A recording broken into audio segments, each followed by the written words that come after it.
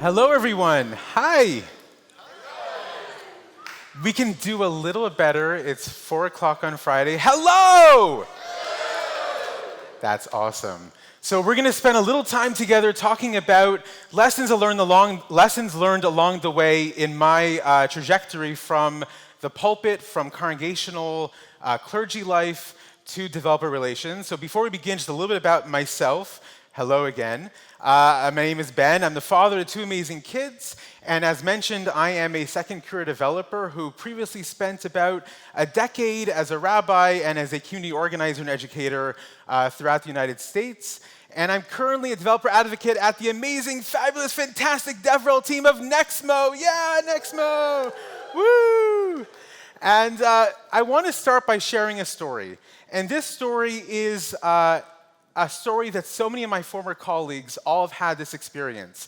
We all go to seminary or to rabbinical school or what have you, and we think we've learned the skills for the job, and we realize that we're not meant to only be empathetic, compassionate, caring. We're also meant to be superheroes, supernatural people. And for me, that was whether I was meant to have the ability of telepathy. And the story is, I was in the first few months of my role at a congregation in Colorado, and I get a call from a member of the board who is a bit upset because a member of the congregation called who was a bit upset. And the reason why that person was upset was because their family member was in the hospital undergoing a routine procedure scheduled months before, and I did not visit that person in the hospital. I did not mention them in any newsletters, did not talk about that person, and how could I let that slip? So of course, I was upset at myself. Our job is to care for our community. How could I have let that go by? How could I, let's call them the Feldmans, let the Feldmans slip through my fingers? So of course I looked into it, and I realized quickly after starting to research this that the Feldmans had not called the office to let us know that they were going to be in the hospital. They had not told anyone else in the congregation. They had not called the lay-led caring committee to share that this was happening. And they're what we might call once or twice a year members. I don't know if that resonates. So in other words, there was no possible way for me to know that this is what they were going through. But they were upset because their rabbi did not intuit with spider sense the ability that they were in the hospital. So in every other respect, these people are perfectly reasonable people. So their grievance had to be something a bit deeper. And I actually think what their grievance is about is a question of matterness. Do I ultimately matter to the people around me? Do people know when I'm present? Do they know when I'm not present? Am I a valued member of the community? If you strip away all the layers of organizational and communal life, you take away the mission statements and the vision statements and the events and the marketing and the personas and everything else, and you just look at it at its most fundamental level, a community is a group of people who have chosen to come together to impact their lives. That's what a community is, for a common purpose, a shared purpose, and to know and to be known in and with each other. And so these people were expressing that sense that they didn't feel like they mattered. And so, of course, from Dr. Maya Angelou, and this, by the way, is so true. You can give the most important didactic tutorial workshop you've ever given in your entire life. You feel like you're on fire. And then there's a person from the audience who wants to talk to you about what you talked about, and you don't know they want to talk to you, but they've been waiting, and you just walk right past them. Maybe you're done with your presentation. You might have to use the facilities. Maybe you want to take a little break. Maybe you're missing a few phone calls, and you just walk right past that person. Well, I promise you, that person's not going to remember what you talked about. They're not going to remember your APIs. They're not going to remember anything you mentioned, but they're going to remember exactly that you didn't care about them, that you walked right past them, and that's going to be the end of that relationship. That's a weighty thing to carry on one's shoulders, that sense of responsibility, that sense that we are invested with the ability and the opportunity to weave networks of meaning, networks of community. But there's a lot of power in that. So having said that, what I want to talk about are really two areas that have been really important in my life and I think have great value in our life as in DevRel. Servant leadership and adaptive problem solving, what they are and how do we incorporate them. So first of all, servant leadership. Ken Blanchard, who wrote one of the books on servant leadership, simply describes it as the idea that you work for them and they don't work for you. And in essence, that is a paradigmatic shift in the operating principles of organizational life, because it's usually the people with the titles. It's usually the people with the seniority, the people who have the knowledge, whatever that knowledge is, who get to make the decisions in a top-down, bureaucratic, hierarchical, all those fancy words which we don't like kind of fashion.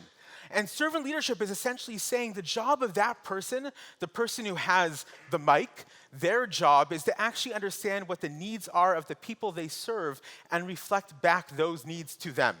Or in other words, as one of our colleagues who's already mentioned once, this was not planned, Emily Freeman tweeted, DevRel is servant leadership more than anything else. It's taking the hits and speaking on behalf of a greater community. It's reflecting back the voices, the needs, the wants. It's reflecting back the community back to them. It's using yourself as, in sense, as an amplifier for that community.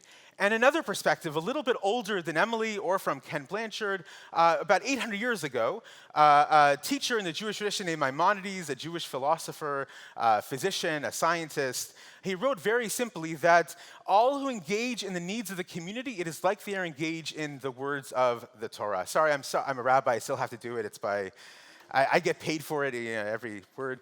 But it's those who engage in the needs of the community, it is as if they're engaged in the words of the Torah. And within the construct of Jewish theology, to say you're engaged in the words of the Torah is essentially to say, which is the foundational text of Jewish civilization, is essentially to say you're doing something awesome. Keep on doing it. It is amazing. Do it, do it, do it. So that was written about 800 years ago or so. So we know it's really important. We know it's really good to do, but can we get a little specificity here? So let's try and do that. So the first thing, which is really important, is teaching does not equal preaching. Sharing does not equal selling. And educating is not the same thing as persuading. That ultimately what it comes down to is you're trying to share the tools, the resources, the frameworks that you have that can make their lives, their work more productive. But when you start crossing over that border, and sometimes that border can be a bit porous, right? Because we're invested in our work, hopefully, and we care about what we're doing, hopefully, and we want to share it. We want to share the good word, and sometimes that good word can be a little preachy. I'm sorry if I'm being a little preachy, but that's what I do. But knowing the difference between teaching and preaching. And so how do you know that difference? Well, one of my teachers back in rabbinical school always told us to keep the following question in your mind when you're constructing lessons or sermons, which is, what do the people in my community need to know? Not what do I want to share, not are the insights that I get from that latest New York Times article I read, but that's not what I'm getting paid for. What I'm getting paid for is to find out what are the gaps in the community and how can I, in my domain knowledge, my expertise, help fill in those gaps. That's my role, to understand what's missing and to be a voice in what's missing, but not to only what I'm interested in. And when you do that, if this works, when you do that, you start thinking more like a moon and less like the sun. Because ultimately, this is Dr. Mary Lou Jepsen. She's a professor. She does a lot of work on light on the moon, really interesting stuff. And so she said that when reflecting sunlight on the earth to the moon gives enough light so that all of humanity can see. The brilliance of the moon is dictated by how much light it reflects back to others. The more brilliant the moon, it means the more brilliant is the light around it. And when you lift up the voices in your community, you're not diminishing your voice. You're not diminishing your persona. You're actually raising your voice also. It's not just like I'm lifting up the community and I'm here. It's that we're all being lifted up together in the pursuit of our community work. And when you think of it in the construct of that moon, it really is about that sense of shared voice, of bringing up and lifting up the voices of those who are around you in your community. And you reflect the light of your community, and when you do that, you understand that your success in your role, your metrics, however you want to define it, is bound up in the success of your community. And also, furthermore, some more Jewish teachings, sorry, this is the last one. another idea from the concept of the moon, there's really two aspects. One is you're lifting up the light of your community, you're reflecting back. There's another really brilliant insight, and this comes from a rabbi about 900 years ago, Rabbi Shlomo Yitzchaki, who lived in Provence, France, beautiful part of the world, by the way, you should go visit. And he's talking about the fact that the Jewish calendar, if you don't know, is a lunar calendar with solar modifications. And the lunar calendar is interesting because when's the start of the moon? When's the start of the month according to the moon? Does anyone know? Is it when the moon is at its biggest? What? When it's at its smallest, visibly, right? When it's at the sliver of the light, that's the beginning of the new month. Not when it's at its most brilliant, but when it's at its smallest. And so Rashi writes, "Mitchadesh yihyeh lecha kerosh chodesh." When the moon is renewing itself, and I love Hebrew because the Hebrew is like an inflexive. It's like when the moon is doing it to itself, when it's renewing itself, that for you becomes the new month. That's calendrically the new month for you. And so the idea that the moon has a time for renewal, I think teaches us also that we need to find time for regular renewal. That doing this kind of work, reflecting the light of others, being that voice, that reflector, that amplifier, can be exhausting. It's tiring in the clergy, that's why I switched jobs maybe, and it's also tiring in DevRel, that it really requires a sense of finding that time for yourself to rejuvenate, and being encouraged in that by your supervisors, by your team, that that's perfectly healthy and normal. Lesson number 2, or idea number 2, adaptive problem solving. We can't get into the fullness of adaptive problem solving, but a couple character traits that I think are essential that I learned in my life that contribute to healthy thinking around and being adaptive around problems, is this marshmallow test. Who's heard of the marshmallow test? So if you are a parent of young children, you don't need the research to tell you the results of this. The marshmallow test is essentially you take a child, you take a child, put them in a room, right? Put a couple marshmallows in front of them, and you say, don't touch those marshmallows. It's okay. It's gonna be fine. I'll be back in like a few minutes, 5, 10 minutes, and I'm gonna give you more marshmallows. If you are a parent of young children, what's gonna happen to those 2 marshmallows sitting on the plate in front of them? Will they still be there? No, if you are me, they might not still be there, let alone as a parent of a small child. And because what's the marshmallow in front of you speaks a lot louder to you than the marshmallows that are beneath the marshmallow in front of you. That's really deep. We're getting deep with marshmallows. And because you're looking at that marshmallow, and what you're not doing is you're not taking that deep breath. You're not inhaling, you're not exhaling, you're not pausing, you're just thinking about that marshmallow and answering the call of that marshmallow immediately. And all too often, I find that I have the temptation to do the same thing when a challenge comes on our Slack community channel and somebody says, your API docs are, if you're British, are shite. Because we have a lot of British people. And, or it just is horrible and I can't find anything. Or somebody says, this doesn't work for me, or you get accosted in the hallway after a talk. You want to respond right away. You want to jump on it. But if you take that deep breath, if you just think for a minute, you can realize that often the question that is presented is not always the question that's being asked. Does that make sense? That was a deep lesson for me as a rabbi, that the question that was being presented is not always the question that is actually being asked. And really, a question should lead to another question. Oftentimes when I get asked a question, I usually answer the question with a question because I want to really fully understand what is animating that question. And I think, by the way, this is all the more true in technical communities. Because in technical communities, technical problems are what we often deal with. We often deal with technical problems. And we can answer and address only that technical problem. But under that technical problem, who's presenting it? A human being. And is a human being only a technical thing? No. Human beings are irrational, human beings are emotional, human beings are human.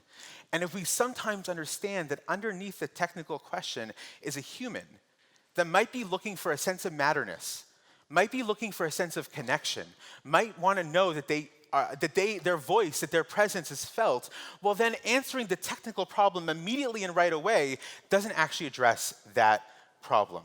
So to wrap it up, servant leadership and adaptive problem solving, they're essentially you work for the community Teaching is always greater than preaching, and try and be like the moon. Reflect the light of others, renew yourself regularly. To breathe before responding. I have a hard time doing that as a former New Yorker. Like, I want to respond right away. But you got to breathe. And then answer a question with a question. There's always another question. It's not, did you have a good answer today? Did you have a good question today? It's about the questions, not about the answers. That's my biggest insight, I think, if I can share it. And explore the underlying problem, that what presents itself is often that which is not the actual full presentation. There's usually something deeper, something that is driving that question. You can get to that, you can really form meaningful connections. Thank you very much.